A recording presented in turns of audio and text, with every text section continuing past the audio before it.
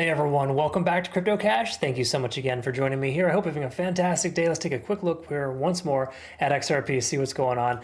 We can see we've broken free from this descending trend. While this is just the first candle to close below, the distinct probability of further downside is higher based on the war efforts and everything crazy going on in the world today. So just keep that in mind. Am I expecting XRP to go to 50 cents? No, it's not quite like that, but I do think these lower liquidation ranges can be hit here next.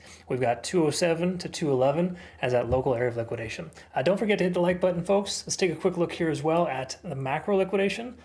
That's approximately the same. It goes as low as about $2. So I'm still thinking that $2 is a worst case scenario for XRP, but it's really hard to say at this point. The liquidation short delta is remaining consistent and stagnant. So we're basically just stuck in this range right now between 211 and like 217. So we're still stuck on range no matter how you look at it, but we have lost our ascending trend, and that's generally not favorable. We can see a lot of open interest at 217, reinforcing resistance in that range. Furthermore, let's take a look here at the daily time frame and recognize too that there's nothing here that's like super awesome. We're below all moving averages, no hidden bullish convergence. I say that sarcastically every time because there's ridiculous people online and likely making content like this that tell you there's hidden convergences and things that are just like, you got to be a magician to see. No, there's nothing hidden here, folks. This is just a trashy descending trend.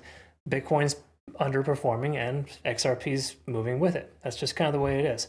We're below all moving averages on the daily time frame, under 50 on the RSI. We lost our ascending trend here as well. This isn't like an official like trend line, by the way, too, folks. It's more so just kind of like a bearish type of flag pattern. But generally speaking, if we were to get a fortunate bearish backtest of 215, that'd be an area in which I'm considering taking a short. Just to give you some perspective.